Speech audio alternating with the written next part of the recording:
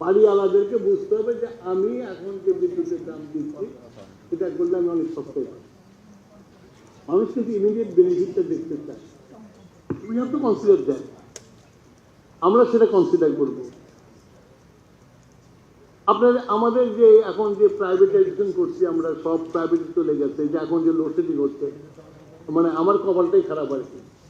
মানে whenever I take over this ministry, it is minus. প্লাসে আমি কখনো আসছি, গতবার আসছিলাম তখনও মাইনাস ছিলাম, এবার আসছি এখনো মাইনাস আছে। মাইনাস কেন? আমাদের প্রত্যেকটা প্রাইভেট জেনারেটর, পাওয়ার জেনারেটরদের যারা, তাদের বকেয়া। এখন বলে যে আগে আমাকে টাকা দেন, তারপরে আমি কয়লা ইম্পোর্ট করবো, নাহলে কেউ বলে এলএনজি ইম্পোর্ট করবো, আর আমার এক্সচেঞ্জারটা খালি করে দিয়ে গেছে। তারপরে এই ক্রাইসিসে আমাদের প্রায় $2 বিলিয়ন বেড়ে গেছে তেল ইম্পোর্ট করতে। তেল ইম্পোর্ট করে $2 বিলিয়ন বেড়ে গেছে। তারপরে আমাদের আপনাদের যে বললাম 56,000 কোটি টাকা আমার বাকি আছে। এখন এদেরকে আপনার টাকা না দিলে কয়লা আনবে না, টাকা না দিলে বিদ্যুৎ দেবে না, এর মধ্যে আমরা পড়ে গেছি।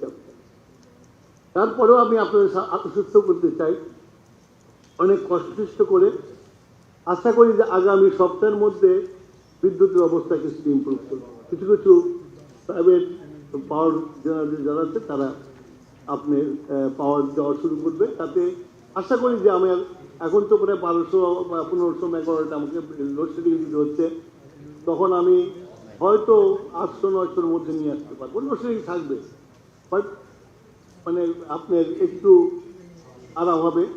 তখন সবাই হলো যে আমাদেরকে, মানে আমরা যেমন পলিটিশিয়ানদের থ্রেট করি, কিন্তু বিজনেসম্যানরাও তো আমাদের থ্রেট করে। তার সবারই হচ্ছে গভর্নমেন্ট যে এখন আপনার লোডশেডিং হচ্ছে, সবাই বলছে এটা হচ্ছে ওটা হচ্ছে, কিন্তু আমি আনাবোটা করছি, ওটা সারপ্লাস থেকে দিতে পারি। আপনার এমন সারপ্লাস দিয়ে গেছে আপনার যে আমার দরকার 18,000 মেগাওয়াট, আপনার ম্যাক্সিমাম 20% স্পিনিং মার্জিন রাখতে পারে, কিন্তু ওই গভর্নমেন্ট আপনার মার্জিন রেখে গেছে অনেক বেশি 30,000 মেগাওয়াট। কিন্তু মেশিন তো আছে, মেশিন চালাতে যে এনার্জিটা লাগবে সেটা নাই। এখন এগুলো সব মিউজিয়াম হয়ে যাচ্ছে আস্তে আস্তে। আপনার রূপসাতে আপনাদের বলি, আপনাদের যে ওরা কি করে গেছে আপনার জানা উচিত আর কি। আমি সেই জন্যই আমার একটু বক্তব্য দীর্ঘায়িত হয়েছে, আমার টাইমও পার হয়ে গেছে। আপনার খুলনাতে 2টা পাওয়ার প্ল্যান্ট আছে, ভোলায় গ্যাস আছে, ওইটাকে চিন্তা করে খুলনাতে যে পাওয়ার প্ল্যান্ট করছে, আজ প্রায় 2 বছর 2.5 বছর হলো, 3 বছরের পরে আছে, চলছে না। নতুন পাওয়ার প্ল্যান্ট, ভোলার গ্যাস নিতে পারছি না আমরা। তো এইরকম একটা অবস্থার মধ্যে আছি। আমাদের কাছে একমাত্র সলিউশন হলো সোলার পাওয়ার। এই সোলার পাওয়ারের জন্য আমি আপনাদের বললাম যে prime minister is very interested. Prime minister নিজে, আমাদের বলতে হয়নি, উনি নিজে এইসব মন্ত্রীদের ডেকে কোথায় কোথায় জমি কি আছে, ওই মিটিংয়ে ও থাকে সবসময়, আশিক আরো ভালো বলতে পারবে, কোথায় কোথায় জমি আর সব বের করছে আপনাদেরকে দেওয়ার জন্য। জমি আমরা দেব, আপনাদের আর যা যা ফ্যাসিলিটি লাগবে সেগুলো আমরা ক্রিয়েট করব, এবং আমরা সোলারটাকে মোটামুটি প্রাইভেটের কাছে দিয়ে দেবো। সোলার জমি দিয়ে দেবো আপনাদেরকে, প্রতি বছরের লিজে দিয়ে দেবো জমি।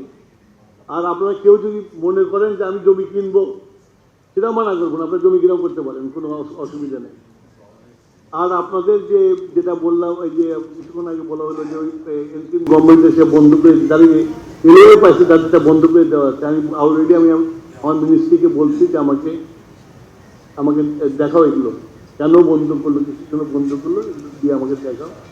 আশা করি আগামী 8-10 দিনের মধ্যে ওগুলো দেখে ঠিক করতে পারবো, আমরা ঠিক করতে পারবো। তো আমারও আপনাদেরকে ধন্যবাদ। একটু বললাম যে আমি এখন হচ্ছে দেনা শোধ করার জন্য আমি অর্থমন্ত্রীকে দৌড়াচ্ছি এখন। তো আশিক আছে, আশিক আরো ক্লোজ করবে। তো আপনাদের কাছে আমি আবারও সিপিডির কাছে কৃতজ্ঞ। সিপিডি এরকম একটা আলোচনা অনুষ্ঠানের আয়োজন করেছে, যাতে আমি আমার ভিতরে যেগুলো আছে সেগুলো আপনাদেরকে বলতে পারলাম, আমার গভর্নমেন্টের কি পজিশনে আমরা আছি সেটা বলতে পারলাম। ইউ মাস্ট নো, আমাদের প্রাইম মিনিস্টার একটা কথা বলেন সবসময়, উই আর পিপলস গভর্নমেন্ট, আমরা রুল করতে আসছি না, আমরা সার্ভিস দিতে আসছি। এবং I think he has prove that. Last 2 মান্থে উনি কিন্তু প্রুভ করছেন যে উনি he wants to go with the people. আমরা কিন্তু এর মধ্যে অলরেডি আপনাদের দেশের আমাদের দেশের ইন্ডাস্ট্রিয়ালিস্টদের নিয়ে বসেছি এবং উনি কমিটমেন্ট করছে যে আমি এভরি 3 মান্থ ওনাদের নিয়ে বলবো, উনি সেটা করছেন উনি। তো আপনারা আমাদেরকে সহযোগিতা করেন। আমি আপনাদেরকে এইটুকু বলতে পারি, under the leadership of Tarek Rahman, ওনার ফাদার যেমন 3 বছর দেশটাকে টার্ন করে দিয়েছিল, আমি আশা করি যে ওনার লিডারশিপে আমরা টার্ন করতে পারি। সবাইকে ধন্যবাদ। Thank you, Honorable Minister. It's really encouraging to